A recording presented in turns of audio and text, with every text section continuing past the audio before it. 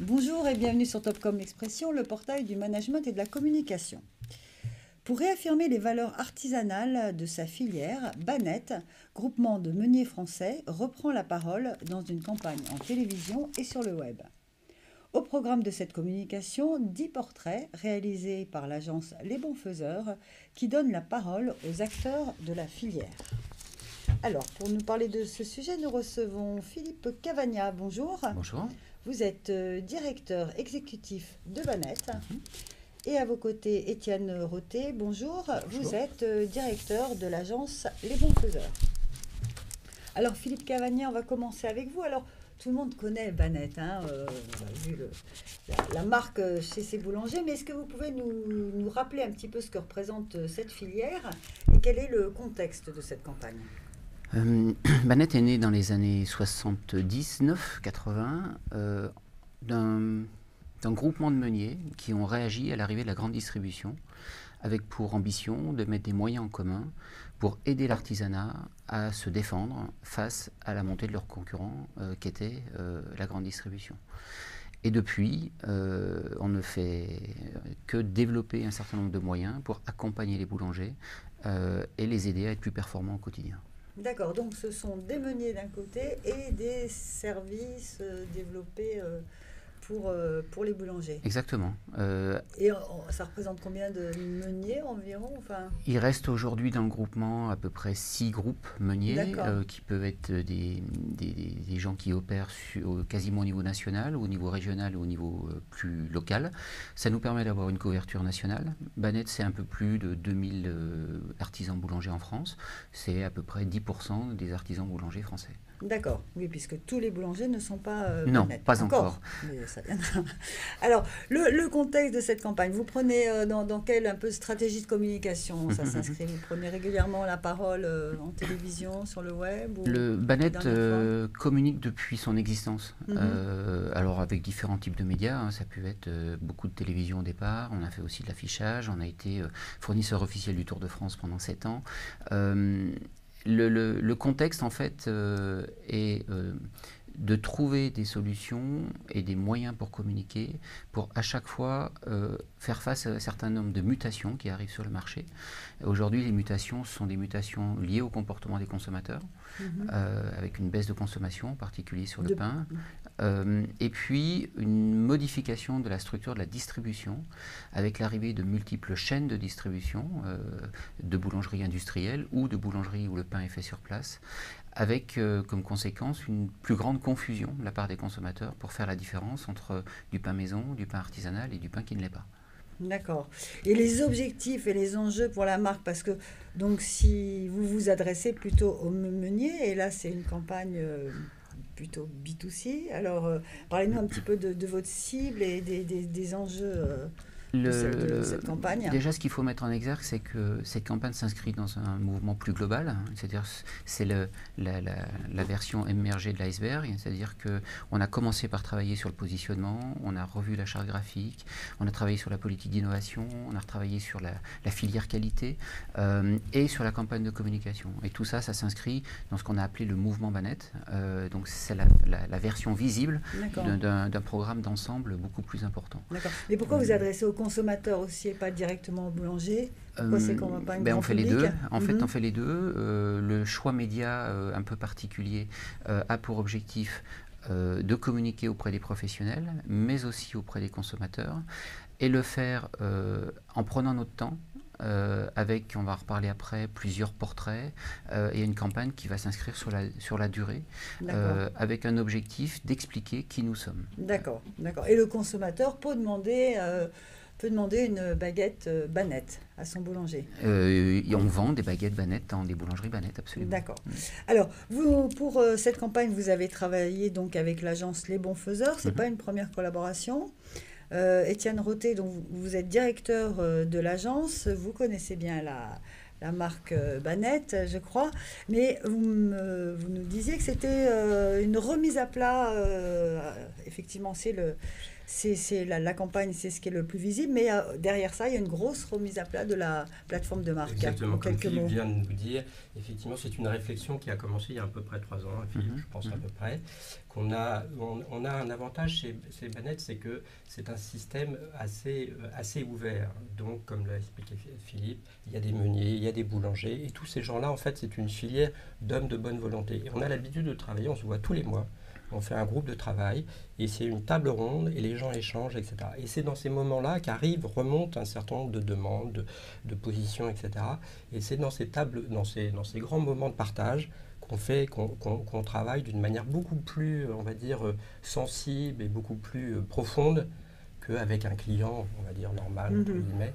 Et c'est des grands moments de richesse, etc. Et ça fait 3 ans qu'on est dans cette réflexion de repositionnement, comme le disait Philippe, parce que le métier change, parce que le comportement, bien évidemment, des consommateurs, mais surtout parce que le métier change. C'est l'arrivée de chaînes, l'arrivée de distribution. On travaille aussi pour les grandes distributions. On sait qu'aujourd'hui, le pain est un élément bien évidemment symbolique en France, mais aussi une clé d'entrée pour beaucoup de distributions, pour beaucoup d'acteurs dans l'agroalimentaire. Et les artisans boulangers ont une place bien évidemment à défendre, mais même aussi des valeurs fondamentales à défendre. Voilà. Ça a été l'enjeu de cette réflexion. La partie, comme le dit Philippe, la partie immergée des films, qui est un peu le top départ de cette nouvelle stratégie, c'est qu'on commence à diffuser là, en septembre. Donc qui met beaucoup plus en avant les acteurs de la filière, tout à fait. c'est ça Et qui repositionne d'ailleurs ce qu'on appelle Banette, qu'on a eu toujours du mal un peu à définir. C'est-à-dire, est-ce que c'est une marque, est-ce que c'est comme un mouvement. On a bien pris beaucoup de temps. Voilà, c'est pas quelque chose qui est au-dessus, c'est pas quelque chose qui va dire c'est comme ça qu'il faut faire, mais c'est vraiment quelque chose qui est de l'ordre de la dynamique et l'association de gens de bonne volonté, on va dire, voilà, à tout niveau. On parlait aussi, on oublie aussi dans ce mouvement les agriculteurs qui sont justement très engagés dans cette dynamique. D'accord. Bon, pour voir un petit peu l'esprit de cette nouvelle plateforme, on va regarder les films, parce que vous avez donc réalisé 10 films. 10 films qui sont 10 portraits d'acteurs de la filière. Alors, il y a des meuniers, agriculteurs, boulangers. Et là, on va regarder un des films, un portrait une sorte d'interview enfin, c'est pas une interview, c'est plutôt une portrait d'un boulanger. Exactement, c'est comme ça qu'on les appelle. D'un boulanger. Ensuite, on en reparle. Nicolas, boulanger depuis 10 ans à mon compte sur Strasbourg. J'ai voulu faire boulanger quand on prenait les petits déjeuners en famille le samedi matin. Je voulais tellement réussir à faire de moi-même ce fameux pain que je mangeais et qui me laissait des souvenirs de fou. Pendant les week-ends, j'accaparais la cuisine. Il y avait de la farine du sol au plafond. J'adorais faire des pâtes pour essayer de comprendre ce qui se passe là-dedans. Je savais que je voulais être artisan. C'est un mot magnifique, artisan. Artisan, maître boulanger, c'est... C'est ta pâte à pain qui va définir ton pain. C'est-à-dire on commence par la lire parce qu'il y a l'aspect visuel. Quand on démarre une pâte, tu commences à pétrir, elle est poreuse, elle est collante. Plus tu la pétris, plus elle devient élastique et brillante. Dès qu'on a fini le pétrissage, c'est le toucher qui intervient. Si tu n'as pas l'expérience qui fait que tu arrives à comprendre ta pâte, à la lire, à la sentir, tu n'y arriveras pas. Le fait qu'il y ait un peu de complexité, ça rend les choses encore plus nobles. En boulangerie, c'est seulement si tu es amoureux du pain et du bon pain que tu arrives à faire du bon pain. Tu ne peux pas tricher en fait. Tu fais simple, tu fais bien et tu fais bon. Quand tu vois le dimanche qu'il y a la queue dans ton magasin, qu'ils repartent avec les 2 baguettes et le sachet de croissant, tu sais que là, il y a toute une famille qui va passer un bon moment. Tu es super fier, c'est toi. C'est ton produit, c'est toi qui l'as fait. C'est une partie de toi, quoi. Banette, des hommes et des femmes au service du plus beau des métiers. Artisans boulangers et Banette. Donc 10 films dans cet esprit, 10 portraits donc qui prennent le temps de laisser parler ceux qui font la filière Banette.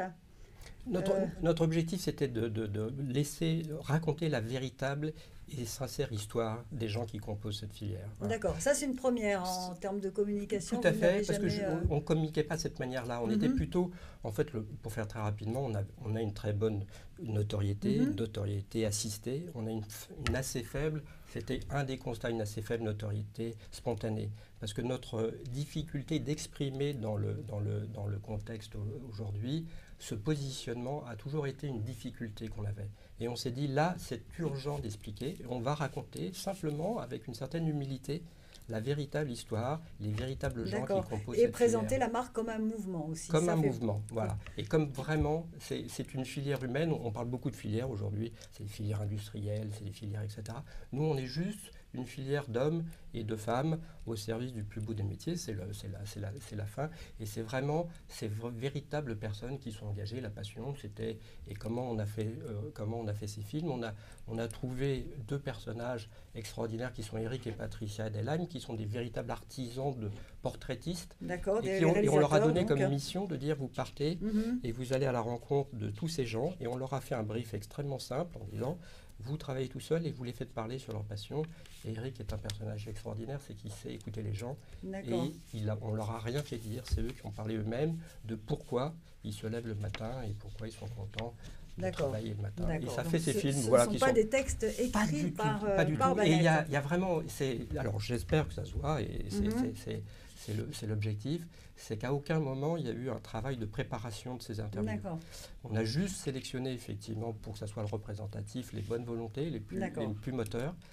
Et après, on a fait beaucoup plus que 10 films. On a tourné à peu près 15 portraits.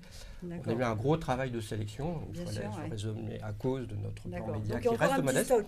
Il y a encore un petit stock. Et surtout, c'est comme le disait Philippe, c'est un travail à long terme. C'est qu'on a un plan média assez ambitieux. Alors, justement, pour l'instant, ça a été lancé en septembre. C'est diffusé 2 fois par jour sur BFM TV, mais avec un format plus court quand même. Oui, un format long pour la télé, on est entre 45 secondes et 1 minute. D'accord, et sur le web avec des formats plus longs comme celui que l'on vient de voir. Et on retrouve donc des boulangers, des meuniers, des agriculteurs, des gens qui travaillent, des techniciens, des commerciaux. Voilà. La réalité est vraiment, c'est vraiment, quand on dit ce travail d'humilité, c'est vraiment quelque chose qui était vraiment notre objectif, on l'a bien partagé. L'objectif n'est pas faire de la notoriété, bien évidemment, c'est d'y participer, mais surtout c'est ce fameux contenu de marque, c'est enrichir et expliquer quelle est derrière ce mot Bannett. Cette marque, cette marque. On n'aime pas trop ça parce que justement on est l'anti-Starbucks. Pour faire simple. Voilà, on est l'anti-Paul, on est l'anti, etc. C'est vraiment ces valeurs artisanales. Ça se ressent bien dans la communication. On va terminer là-dessus. Donc on pourra voir cette campagne qui est diffusée jusqu'en 2019, je crois. On commence maintenant et on va prendre notre temps. Donc jusqu'à fin 2019, on va lancer ces portraits qui vont tourner les uns après les autres. À la télévision et sur le web. Absolument. Voilà. Et dans les boulangeries. Et dans les boulangeries, bien sûr. Il faut aller voir vos boulangers et demander de leur de visiter leur fournil. C'est un très beau métier. Il n'y a plus beaucoup de métiers comme ça. Il y a les vignerons indépendants, puis il y a les boulangers indépendants. Et il faut résister face aux chaînes.